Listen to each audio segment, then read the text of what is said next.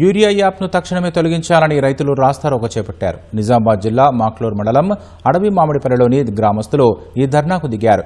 చదువురాని అన్నదాతలు యాప్ను ఎలా వాడతారని ప్రభుత్వాన్ని ప్రశ్నించారు.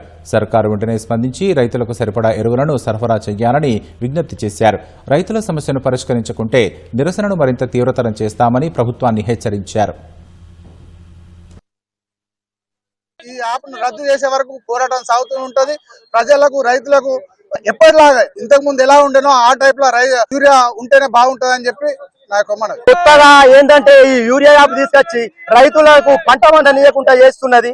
ఎందుకంటే ఈ యూరియా యాప్ లేనప్పుడు సామాన్య రైతు, చిన్న రైతు, ఒక మొబైల్ ఐఫోన్ మొబైల్ లేని రైతు దగ్గర కూడా ఇప్పుడు యాప్ తీసుకొచ్చి ఆయనకు ఎలా డౌన్లోడ్ చేయాలా, ఎలా యాప్ లో బుక్ చేయాలనే ఆలోచన కూడా లేదు. ఈ రేవంత్ రెడ్డి గవర్నమెంట్ ఏం చేసిందంటే ఈ పాత విధానాన్ని రద్దు చేసి ఈ యాప్ తీసుకొచ్చి ఈ యాప్ ద్వారా ఒక 80% మంది దగ్గర ఈ పెద్ద ఫోన్లు లేవు కాబట్టి చిన్న రైతులు, పెద్ద రైతులు, ఒక చదువుకోని రైతు, ఒక ముసలి రైతు కూడా చాలా ఇబ్బంది పడుతున్నారు.